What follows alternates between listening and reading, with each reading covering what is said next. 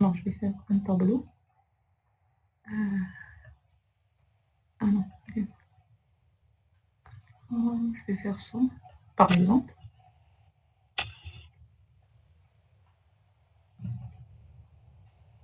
Je vais réduire ça.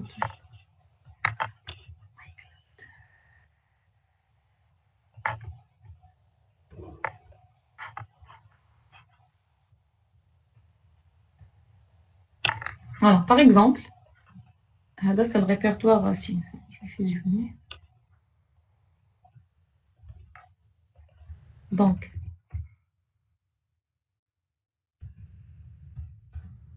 répertoire racine. Voilà, ça c'est le répertoire racine. Il contient un certain nombre de répertoires, comme le home, comme user, bin, etc. Par exemple, je prends user. Donc, vous avez home, vous avez user,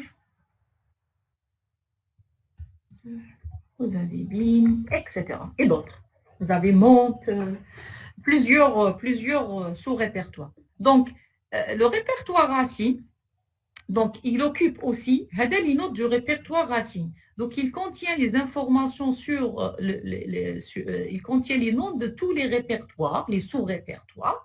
Et bien sûr, ici, il contient quoi? Le numéro de l'inode, numéro d'inode. Le numéro d'inode. Pour chaque le home, c'est un répertoire. Lui-même, un inode dans lequel je sauvegarde les informations. Le type de ce fichier, c'est un répertoire, la taille du fichier, le propriétaire, les droits d'accès, etc. Le numéro du node. Quel est l'identifiant de ce répertoire? Le numéro d'inode, je vais prendre par exemple, c'est 533 par exemple. C'est le numéro d'inode. Donc, je vais avoir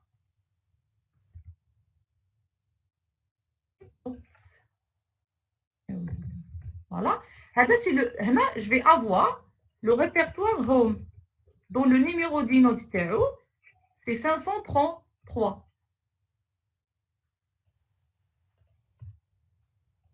C'est un inode. C'est une entrée dans la table des inodes. Elle-même, le home, fait plusieurs répertoires. User fait plusieurs répertoires. Ça veut dire que je vais trouver home, au niveau de home, qui est différents répertoires. Par exemple, le répertoire, quand on crée un utilisateur, j'ai user, par exemple 1. Donc, /home, /user 1. Donc, user 1, aussi, c'est un répertoire qui contient des informations et des fichiers. Le numéro des nodes par exemple, c'est 600. Ainsi de suite. Chaque répertoire, chaque fichier possède un inode. Donc, la structure de l'inode, elle est différente de répertoire et de fichier. Ensuite, en accédant à user,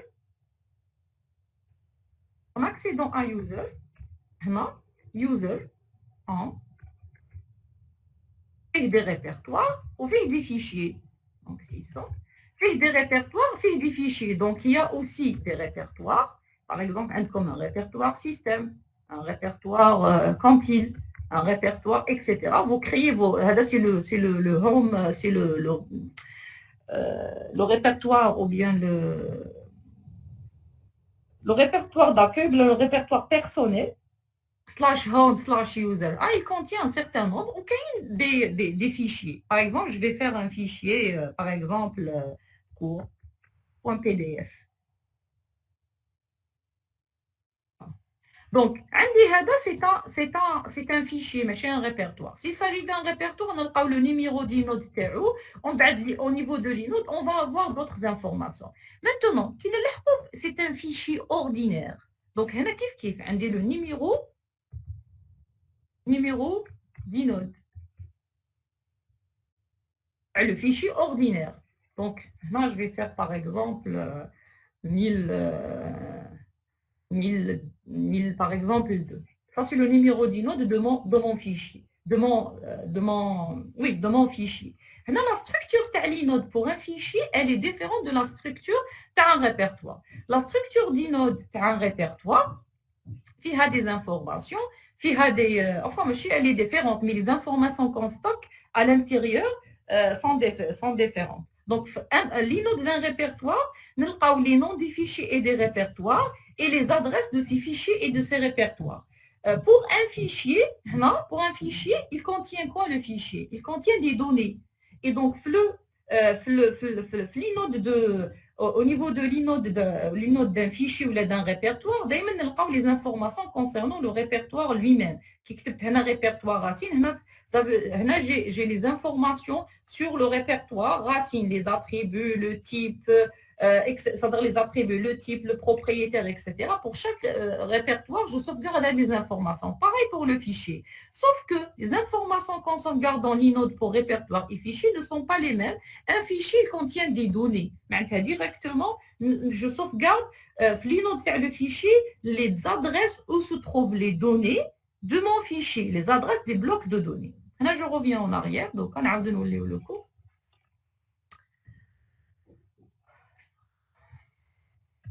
Voilà la structure, la politique utilisée par Linux, l'indexé amélioré.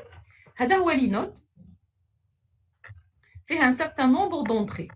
Alors, عندي les attributs, il s'agit d'un répertoire ou d'un fichier. D'ailleurs, j'ai un certain nombre d'octets réservés pour sauvegarder les informations sur le fichier et le répertoire. On va عندي des entrées, des octets libres. Je vais sauvegarder des adresses. Linux utilise cette politique dans laquelle, au niveau de l'inode, je sauvegarde 10 adresses. Non, 10. Dans certaines versions, on peut aller jusqu'à 12. Alors, 10 adresses qui correspondent aux 10 premiers blocs. On réserve 3 adresses pour des extensions, pour créer cette structure d'indexation par niveau. Donc, il contient 3, il réserve aussi 3 adresses pour créer d'autres blocs d'index. Donc, on dit le inode. S'il s'agit d'un fichier, d'un répertoire, on va les attributs, on va l'adresse du premier bloc, l'adresse du deuxième bloc, l'adresse, etc. Et il va sauvegarder les informations, l'adresse. Donc, si c'est un répertoire, je trouve l'adresse de l'inode de ce répertoire. Le deuxième, c'est l'adresse de l'inode du deuxième sous-répertoire. Par exemple, si l'inode du répertoire racine, la première entrée, c'est l'adresse du répertoire home. Où se trouve le inode du répertoire home. Et le inode, il occupe aussi un bloc. Si le deuxième, donc c'est l'adresse du répertoire user, le répertoire bin, etc. Donc, là, il sauvegarde des adresses. Donc, on a la possibilité de sauvegarder 10 adresses au maximum. Même belle. Oui, là, le répertoire terril contient plusieurs répertoires et fichiers, etc. J'ai besoin de sauvegarder, bien sûr, d'autres adresses. Donc, là, il nous permet d'allouer de manière dynamique des index. Donc, on a la simple indirection, la double indirection et la triple indirection. Donc, on dit 10. Si on dit plus, je veux adresser plus d'informations, on dit plus d'informations dans un répertoire ou plus d'informations dans un fichier, nous avons plus d'adresses. Il est les 10, je vais allouer un nouveau index dans lequel je sauvegarde les adresses d'autres adresses au niveau de ce bloc. Il est niche, donc je vais encore allouer un autre niveau. Je vais expliquer les niveaux après. Donc, simple indirection, double indirection, triple indirection. Bien sûr, le nombre d'index créés à chaque fois est différent. Très bien. Pour simplifier, nous avons un fichier de données qui les répertoires, sauf que les adresses qu'on trouve ici, pour un fichier ordinaire, l'adresse, c'est l'adresse du premier bloc de données, l'adresse du deuxième bloc de données, l'adresse du troisième bloc de données. Pour les répertoires, c'est l'adresse du bloc qui contient le inode du répertoire. L'adresse du bloc qui contient l'inode d'un répertoire, ou l'adresse du bloc de l'inode du fichier, etc. Maintenant, je reviens au fichier. Donc, on a un fichier, la taille sur 4 blocs. 4 blocs, ça veut dire quoi? Je dois adresser 4 blocs. Je sauvegarde l'inode 4 adresses. L'adresse du premier bloc, l'adresse du deuxième bloc, l'adresse du troisième bloc et l'adresse du quatrième bloc. Les entrées sont nulles, non utilisées. Même simple indirection, double indirection, triple indirection ne sont pas utilisées. Donc, on ne va pas les utiliser. Maintenant, si j'ai un fichier dont la taille d'un certain nombre d'octets, il nécessite par exemple 20 blocs. 20 blocs. Mais les 10 premiers blocs sont adressés à partir de l'inode. L'adresse du premier bloc et l'adresse du deuxième bloc, ils sont là, ils sont sauvegardés dans le inode. Maintenant, 20, ça veut dire que je veux encore adresser 10 autres. Donc, je vais créer, la simple direction, je vais faire une allocation d'un bloc d'index. Le bloc d'index a la même taille que le bloc de données. Sauf que ce qu'on va sauvegarder à l'intérieur, c'est des adresses et non pas des données. Donc, je vais faire une simple indirection, allouer un bloc d'index, les fait une certaine taille qui me permet d'adresser un certain nombre de blocs de données. Là, je vais utiliser, pour mon exemple de 20 blocs, les 10 premières. Maintenant, la taille du bloc, tout dépend du système de fichiers, et tout dépend du système d'exploitation aussi. Alors, Windows, il a utilisé pas mal de... Alors, je vais faire juste un saut. Moi, pour vous donner juste l'information, alors normalement, je l'ai préparé tout à l'heure. Voilà, elle est là. Donc, là, juste, vous arrivez à voir la page? Vous arrivez à voir la page? Oui. Là, c'est juste un schéma. C'est quoi un cylindre, c'est quoi une piste, c'est quoi un secteur. Donc, on a dit qu'un bloc, il occupe soit un secteur, ou la 2, la 3, tout dépend du système de fichiers. Donc, un cylindre, c'est ça, c'est un tube. C'est un ensemble de pistes. Hadi, c'est une piste. Tout ça, c'est une piste. Donc, un des pistes 1, piste 2, piste 3, etc. Maintenant, un secteur, c'est un petit morceau. Hadi, la piste, hadi, par exemple, la piste qui se trouve à l'intérieur, hadi, c'est une piste d'un ensemble de pistes qui forment un cylindre. Donc, à l'intérieur, le petit morceau, c'est un secteur. Maintenant, le secteur, il se trouve dans la piste, par exemple, 1, dans le cylindre A, la piste 2, piste 1, cylindre A, et ainsi de suite. Maintenant, un bloc, ou des fois cluster, il occupe plusieurs pistes. Il occupe une piste, 2 pistes, 3 pistes, un secteur. Il occupe un secteur, 2 secteurs, 3 secteurs, tout dépend du système de fichiers. Alors, pour la taille des blocs, en fonction de la taille de la partition, pour système Linux, il a quand même gardé une taille fixe qui est 1 kg pour la taille d'un bloc. Par contre, Windows, il définit la taille, tout dépend de la partition, tout dépend de la taille de la partition utilisée.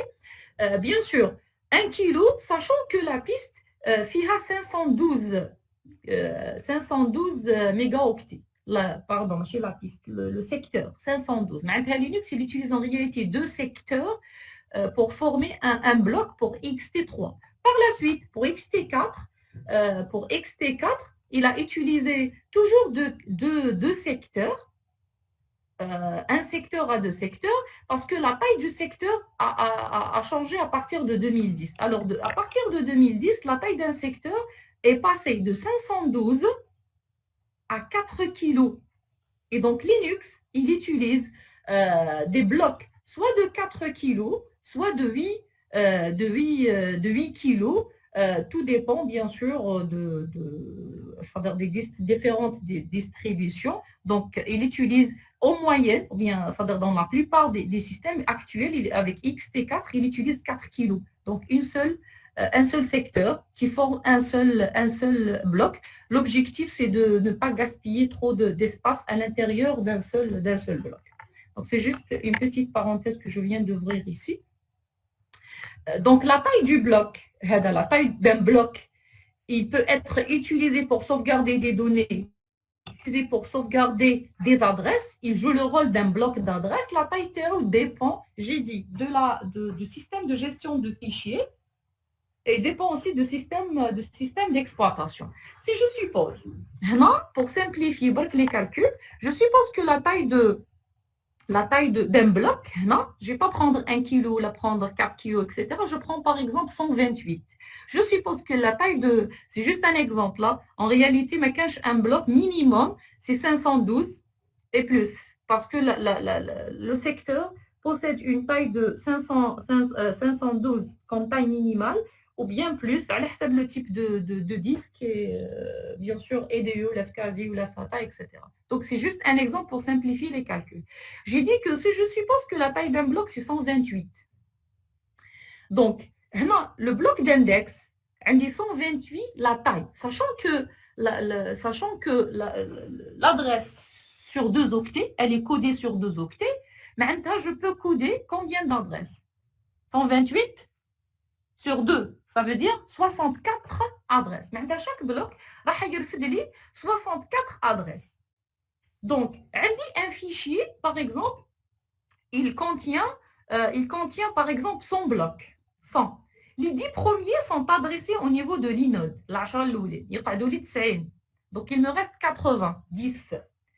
Donc, la simple indirection, créer un index, on va créer un index. L'index, la taille TO, c'est un bloc aussi.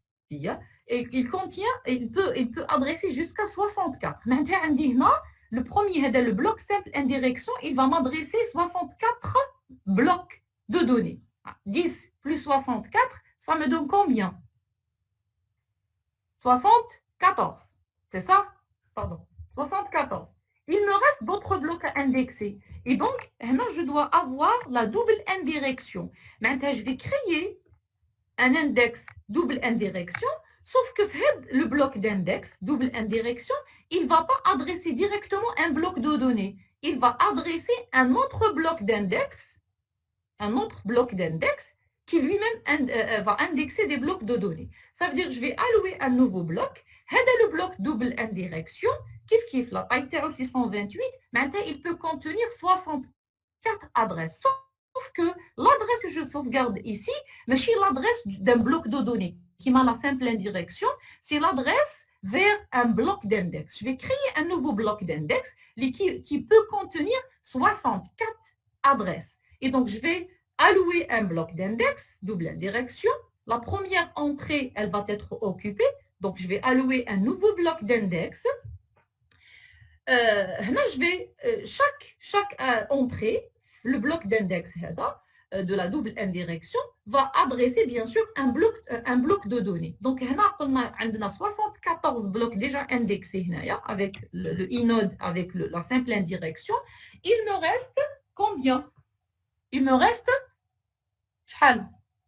26 blocs non encore adressés. Je vais mettre les adresses des 66, les 26 blocs restants.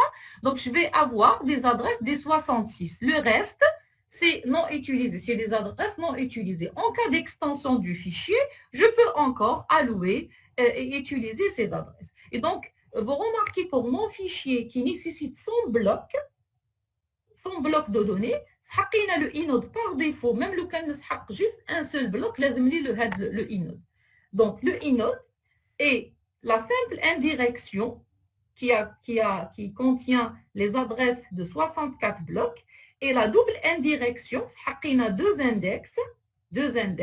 L'index, la première entrée seulement qui est occupée, qui contient l'adresse du prochain bloc d'index. Et le bloc d'index de niveau 2, j'ai occupé 26 adresses ou bien 26 entrées dans le bloc d'index. Donc, nous avons la triple indirection. La triple indirection, nous avons dans le cas où le fichier est volumineux. Ça veut dire quoi? Le bloc d'index, c'est 128. Chaque entrée pointe vers un autre bloc d'index. Maintenant, je vais avoir 128 plus 128 plus 128, 128 fois, plutôt 60. 64, on a dit l'adresse sur 2 octets, 64. Donc, le bloc d'index, il a besoin de 64 entrées. Donc, chaque entrée pointe vers un autre bloc d'index. Maintenant, au total, j'ai besoin, la double indirection va me permettre de sauvegarder des adresses de 64 fois 64 adresses. Si la taille du fichier dépasse cette valeur, je dois passer à la triple indirection. La triple indirection, c'est toujours un bloc d'index où l'adresse pointe vers un bloc d'index et l'index de niveau 2 pointe vers un autre index. Par la suite, chaque entrée de l'index pointe vers un bloc de données. Ça veut dire que c'est la taille du bloc puissance 3 pour adresser des fichiers de taille volumineuse. Donc, pour résumer, donc les 10 premières entrées de l'inode pointent sur les 10 premiers blocs de données. La 11e entrée pointe sur un bloc d'index qui contient 128 ou bien 256 pointeurs sur bloc. Ça, c'est un exemple, hein, simple indirection. Bien sûr, la valeur, elle dépend aussi de la taille du bloc utilisé par le système de fichiers. Ça, c'est juste un exemple que j'ai donné. Elle contient soit 128 adresses ou les 256 adresses, sachant que la taille d'un bloc, c'est soit 512, soit 256. C'est juste un exemple. S'il s'agit d'un kilo, le nombre d'adresses, le nombre d'adresses, c'est 512 adresses. Si c'est 4 kilos, c'est 2 kilos entrées au niveau de la table d'index, pour la simple indirection. La 12e entrée pointe sur un bloc, juste pour avoir des calculs, pointe sur un bloc d'index qui contient 128 ou bien 256 pointeurs sur bloc d'index dont chacun contient 128 ou les 256 pointeurs sur le bloc de données. C'est la double indirection. Maintenant, des index à 2 niveaux, ça veut dire c'est 256 puissance 2, les 228 puissance 2, les 512 puissance 2, tout dépend de la taille du bloc. Le 13e aussi, la triple indirection, c'est des index à 3 niveaux. Maintenant, c'est la taille, le nombre d'adresses que peut contenir un bloc d'index, puissance 3. Donc, les premiers blocs d'un fichier sont accessibles directement du moment où à l'ouverture, le inode est chargé en mémoire centrale. Le inode est chargé en mémoire centrale. Maintenant, les adresses des 10 premiers se trouvent au niveau de la mémoire centrale. Donc, l'accès aux 10 premiers, c'est toujours un accès disque. Les autres, je dois accéder au disque, ramener le bloc d'index pour pouvoir accéder au bloc de données. Si le fichier contient des blocs additionnels, les premiers sont accessibles, j'ai dit, à travers un niveau d'index, les suivants à 2 niveaux d'index, etc., selon la taille du fichier. Très bien. L'avantage, il supporte bien sûr l'accès direct, pas de fragmentation externe. Seuls les inodes des fichiers ouverts sont chargés en mémoire centrale, c'est l'avantage. Permet donc un accès rapide à des petits fichiers. Les petits fichiers, les adresses se trouvent au niveau de la mémoire centrale, l'adresse de leur bloc. Donc l'accès est vraiment rapide. Accéder au dernier bloc, je n'ai pas besoin de passer par tous les blocs du fichier pour accéder au dernier. Le dernier se trouve au niveau de la triple direction. Je localise le dernier bloc d'index. Le dernier bloc d'index, la dernière entrée. Et donc, je tombe sur, maintenant, au maximum pour accéder à ce bloc, j'ai besoin de faire 4 accès. Accès à ce bloc, accès au bloc d'index de niveau 3, accès au bloc d'index au niveau 2, accès au bloc d'index au niveau 1. Il est en mémoire. Donc, au maximum, 4 accès pour lire le dernier bloc du dernier fichier. Chose que n'est pas assurée avec les autres politiques. Donc, bien sûr, adapté au disque de très grande capacité. Quel que soit le nombre. Pourquoi ils ont augmenté la taille du bloc? Pour ne pas changer la structure. La taille du bloc, ça permet de gérer plus d'espace sans rajouter des niveaux d'index. Des niveaux d'index 5e, 6e niveau, ils ont gardé la même structure avec 4 niveaux.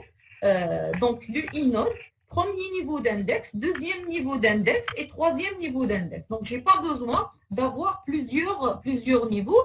Et la solution pour adresser plus de blocs au niveau du disque, c'est d'augmenter la taille du bloc. Si j'augmente la taille du bloc, la structure ne change pas, mais le nombre d'entrées pour chaque bloc qui va augmenter.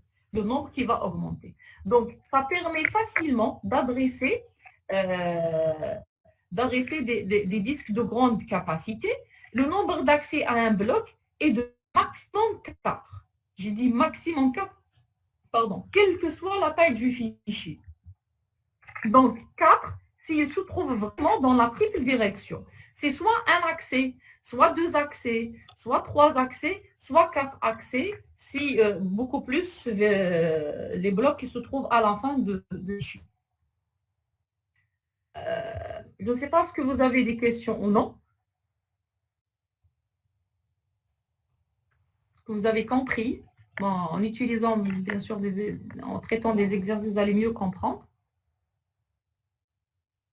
Pas de questions, je passe au dernier point, la gestion de l'espace libre.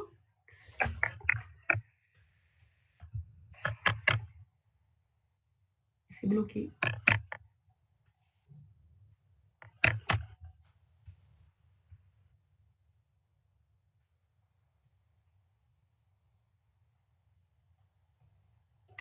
Je pense que l'antivirus a été lancé.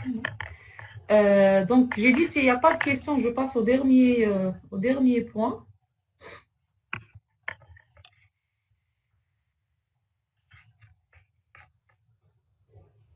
Et on laisse, bon, le traitement de la série, je pense qu'on va la faire en présentiel.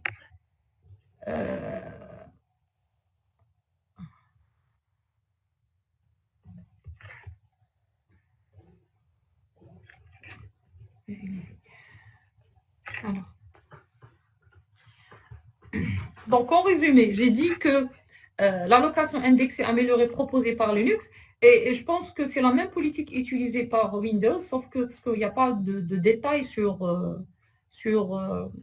le système ou bien la politique utilisée pour gérer pour le système de fichiers pour Windows. Il n'y a pas beaucoup de détails, mais probablement ils utilisent la même idée que Linux. Pour Linux, il y a assez d'informations sur toutes les politiques utilisées pour gestion de la mémoire, processeur, fichiers, etc. Pour Windows, comme c'est payant, il n'y a pas grand-chose. On ne trouve pas beaucoup d'informations et il y a trop de choses ambiguës, trop de choses non détaillées. Et donc, c'est pour ça que j'ai opté pour ma présentation pour indexer, améliorer la solution de Linux. Et probablement, les systèmes Windows actuels utilisent la même, bon, pas la même, mais ils s'inspirent de cette politique. Alors, maintenant, la gestion d'espace libre, comment trouver des blocs libres au niveau du disque? Alors, le système, j'ai dit qu'il maintient une liste d'espaces libres qui mémorise bien sûr tous les blocs disques libres, non alloués, non encore alloués. Alors, deux approches. Alors, pour mémoriser, pour sauvegarder les informations sur les blocs libres sur le disque et leur adresse, il y a deux approches proposées dans la littérature. Sauf que vous allez voir que l'approche statique, c'est celle adoptée par la plupart des systèmes d'exploitation, particulièrement Linux. Donc, statique et dynamique. Alors, statique, ils utilisent ce qu'on appelle un vecteur de bits ou bitmap, où chaque bit, il correspond à c'est un bit, donc il prend deux valeurs, 0 et 1, soit le bloc est alloué, ou bien le bloc non alloué, est libre. Dynamique, c'est une liste chaînée des blocs libres. Maintenant, à chaque fois, il y a des blocs, un certain nombre de blocs libres, je sauvegarde les adresses des blocs libres dans une liste chaînée.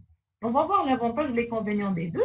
Alors, le vecteur de bits ou bien le bitmap, approche statique qui utilise un vecteur binaire, vecteur de bits, dans lequel chaque bloc est représenté par un bit. Maintenant, la taille de vecteur égale au nombre de blocs de l'espace à gérer. Par exemple, j'ai partitionné mon disque. La partition, j'ai partitionné en plusieurs partitions. Une partition, que ce soit un TFS ou là, هنا ext2fs, c'est le système Linux, ext2, la ext3, la ext4, etc. Tout dépend. Donc, j'ai réservé un certain espace. Par exemple, on dit 2 gigas pour cette partition. Donc, les 2 gigas, bien sûr, on enlève l'espace occupé pour le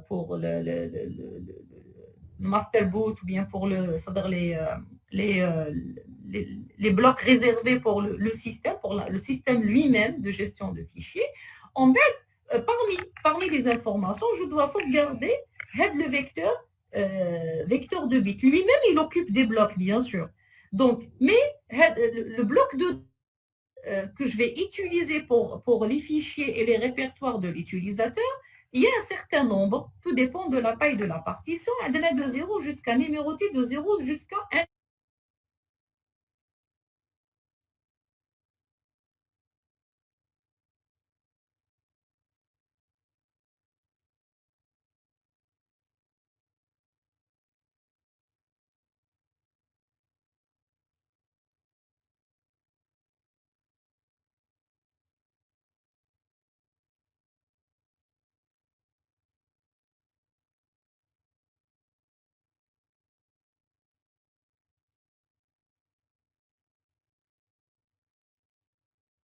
De bits, les blocs 3, 4, 5, 9, 10, 15 et 16 sont occupés, je vais avoir cette représentation.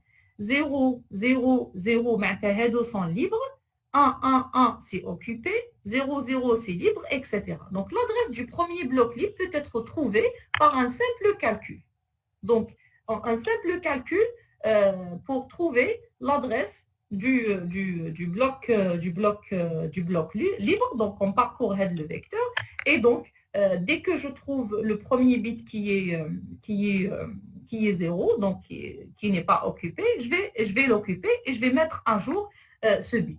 Donc, le vecteur, l'avantage de bitmap, c'est la facilité de trouver un bloc libre consécutif. Donc, en parcourant, je peux savoir que les head blocs sont libres et sont consécutifs. Donc, c'est facile de trouver des blocs consécutifs. Il suffit de trouver une succession de 0.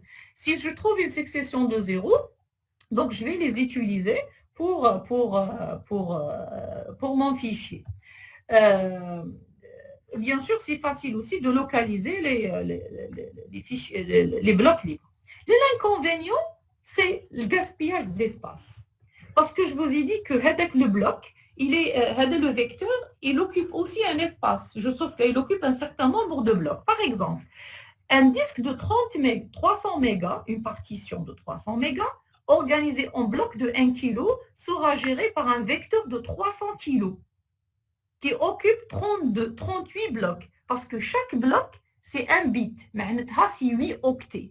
Et donc, je vais avoir un disque de 300 mégas. Si je le divise sur 1 kg, je trouve un certain nombre de blocs. Alors, le nombre de blocs nécessaire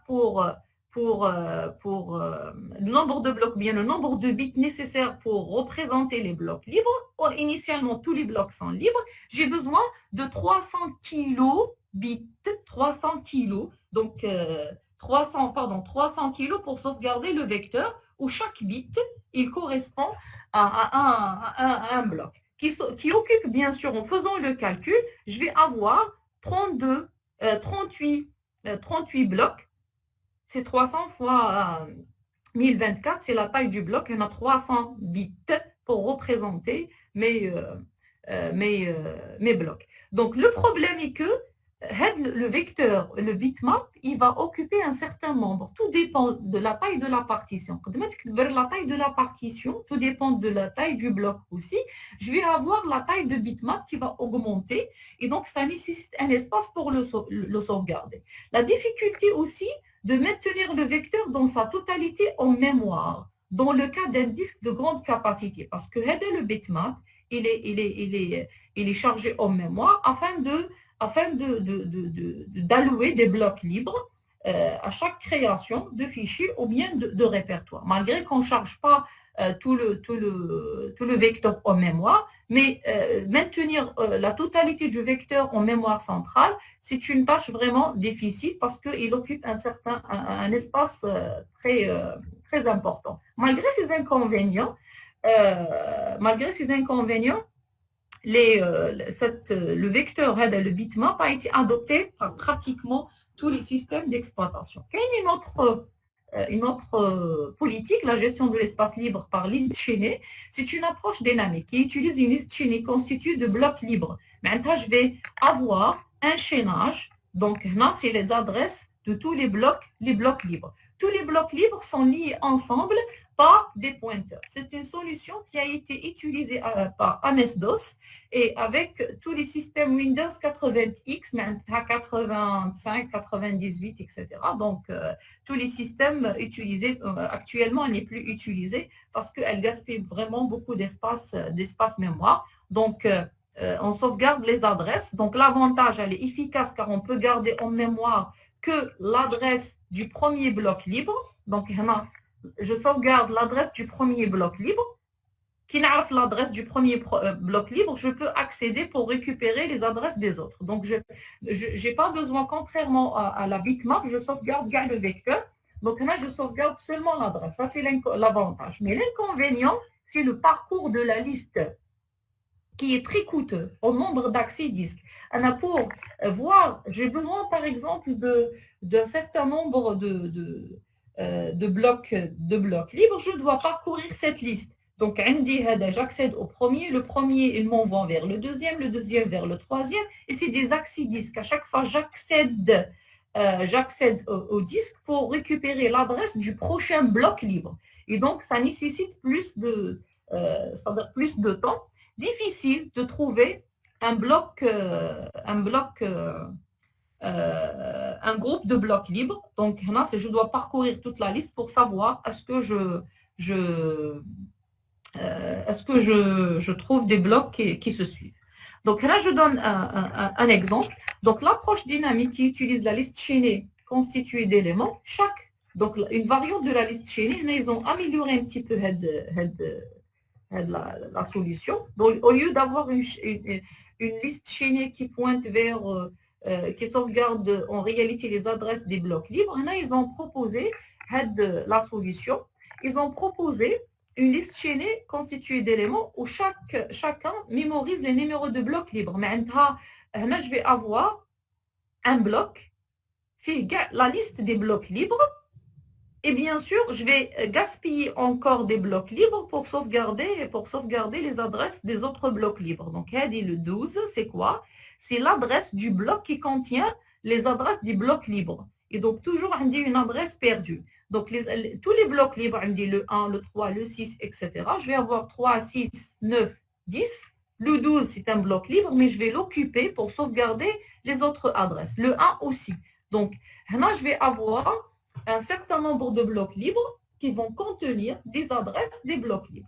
On sauvegarde dans un bloc libre N-1, N-1 adresse de bloc libre parce que la dernière, c'est qui pointe vers un autre bloc qui contient l'adresse des... Ça ressemble à la politique d'allocation de blocs chaînée simple. Plutôt chaînée indexée. On sauvegarde dans un bloc, j'ai dit libre, N-1 adresse, toujours au prochain bloc libre qui lui-même contient des adresses des blocs libres et ainsi de suite. C'est une liste chaînée. Alors, l'avantage, elle est efficace car on peut garder en mémoire que l'adresse du premier bloc libre, toujours. Rapidité dans la recherche d'un grand nombre de blocs libres, parce qu'il suffit d'accéder à un bloc, je trouve un certain nombre de blocs libres, tout dépend de la taille. Mais l'inconvénient, toujours, gaspillage d'espace disque, parce que je vais sacrifier certain nombre de blocs pour sauvegarder les adresses. Et donc, imaginez par exemple le même exemple qu'on a pris tout à l'heure, avec un disque de 300 mégas organisé en blocs de 1 kg, supposons que chaque bloc soit adressé sur 4 octets, chaque bloc de la liste pourra contenir 256 adresses possibles, c'est la taille du bloc sur la taille de l'adresse. La liste comprendra donc au plus 1205 blocs. 1205 blocs multipliés par 1 kg Donc, cette solution mobilise beaucoup plus d'espace que le bitmap. Donc, si on utilise cette politique, elle nécessite plus d'espace par rapport à bitmap, sauf que en mémoire centrale, avec cette solution, on ne sauvegarde pas beaucoup de choses en mémoire centrale. L'espace au niveau de la mémoire centrale est réduit. Par contre, la bitmap occupe plus d'espace. Et donc, entre les deux, le choix est porté sur la bitmap pour tous les systèmes d'exploitation Windows, Linux ou bien d'autres systèmes actuels pour gérer l'espace libre sur un disque. Sur ce, c'est le dernier point pour ce chapitre et pour ce module. On arrive à la fin du programme. Ce qui nous reste, c'est de traiter les séries de TD. Je pense pour cette série, pour ce chapitre, la série, je préfère la traiter en présentiel le mardi prochain, Inch'Allah. Le mardi prochain. Il y aura aussi le contrôle pour le mardi prochain. Je vais vous communiquer l'heure et les salles plus tard. Probablement, vous allez avoir aussi le contrôle de compile le même jour. Donc, je vais faire le cours d'abord, programmer le contrôle, ou là, le contrôle, le cours, bien plutôt le TD pour ce chapitre, le mardi prochain. Et le dimanche prochain, Inch'Allah, je préfère traiter ou bien donner la solution du devoir que j'ai donné, la gestion du pont avec un nombre max de voitures qui traversent le pont. J'aimerais le faire ensemble le dimanche, si vous voulez, si vous n'avez pas un examen ou là, un contrôle. Oui, une interrogation? À quelle heure?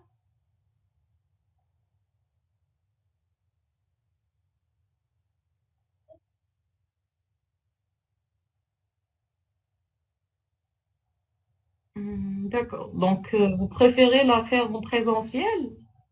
Je ne sais pas.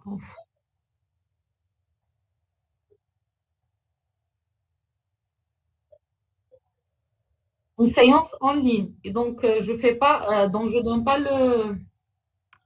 on traite pas ou bien on fait pas le corrigé du devoir. C'est ça? Vous proposez ça?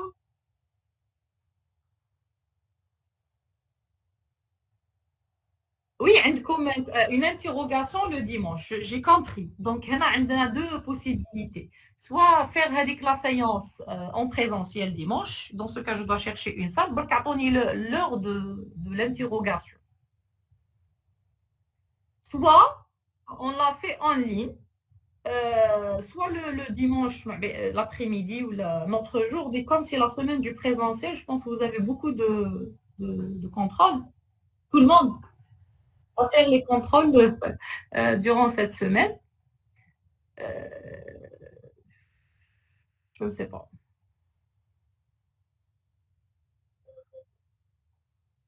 Essayez de trouver. Bon, l'essentiel pour cette série, elle est simple. Pour le dernier chapitre de la série est simple, c'est que des calculs. On n'aura pas le temps, malheureusement, de faire de la conception, écrire les algorithmes pour créer, pour par exemple créer un fichier, allouer un bloc, libérer, etc., supprimer, déplacer et tout. Malheureusement, on ne pourra pas le faire. On n'a pas assez de temps depuis maintenant 2 ans, ça veut dire depuis de la pandémie. Donc, on a réduit le nombre de semaines d'enseignement, on a réduit la durée des séances et tout. Donc, on fait que de l'application. C'est des calculs. C'est vraiment une application directe des différentes politiques qu'on a vues ayant des informations sur la taille de disque, la taille des fichiers, etc. Donc, c'est facile à faire. Je compte faire la série, Inch'Allah, le mardi. Par contre, pour le devoir que j'ai donné, donc j'ai remarqué qu'il y avait certaines remarques que je dois mentionner, qu'on doit aussi, certains points qu'on doit discuter en faisant la solution de cet exercice. pour mieux comprendre l'utilisation des sémaphores. Donc, me proposer comment? Oui, l'exercice du pont, oui. Donc, je peux vous envoyer le corrigé, mais je veux expliquer, voilà, on doit pas faire, on doit pas, en consultant vos solutions, j'ai remarqué que tout le monde, ils ont juste modifié le modèle initial, le modèle lecteur, en réalité, lecteur-rédacteur. Mais avec ces contraintes, les nouvelles contraintes de l'exercice, on ne peut pas opter pour une simple adaptation. Il faut changer la manière de réfléchir, la manière de donner la solution. Je voulais juste discuter ça. Donc, trouvez-moi un créneau en ligne, soit bon, comme le dimanche apparemment, parce que vous commencez le présentiel le lundi, mardi, aussi mercredi et jeudi. Donc, vous avez toute la semaine qui est occupée. Donc, trouvez-moi un créneau le dimanche, euh, ayant bien sûr connaissance de de, l'horaire de l'interrogation. Si vous voulez, je peux le faire en présentiel, ça ne me dérange pas. Mais il faut m'informer à l'avance pour pouvoir trouver une salle libre. Je dois trouver une salle, réserver une salle au niveau du rectorat. C'est bon, Kautal, tu peux transmettre le message au délégué. Oui, voilà, au délégué et, euh, et m'informer à temps pour pouvoir programmer les choses. D'accord. Donc, si vous n'avez pas de questions, je vais vous envoyer le PDF du cours. Je vais vous envoyer aussi la série que vous allez traiter. Essayez de voir, jeter un coup d'œil à la série afin de la traiter le mardi prochain, Inch'Allah. Pas de questions? Oui,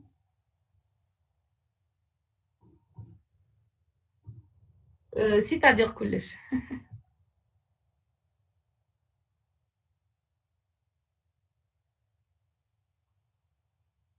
Évidemment, je ne peux pas donner quelque chose qu'on n'a pas encore traité en TD. Donc, probablement, c'est un fort moniteur, c'est tout. Mini moniteur, c'est tout, oui. Très bien. Si vous n'avez pas de questions, on va mettre fin à la séance euh, ici. Donc, je ne vais pas entamer autre chose, c'est beaucoup. Faire déjà 2 heures de cours, c'est beaucoup. Donc, informez-moi juste pour la séance supplémentaire de dimanche. On est le mardi. Si vous êtes libre, on pourra la faire ce jeudi si vous voulez. Si vous n'avez rien le jeudi. En ligne, hein, bien sûr. C'est court, la semaine prochaine. Trouvez-moi juste un créneau et vous m'informez. Est-ce qu'en présentiel ou là en ligne afin d'organiser la séance. Très bien. OK, on fait comme ça et on se voit la semaine prochaine, Inch'Allah.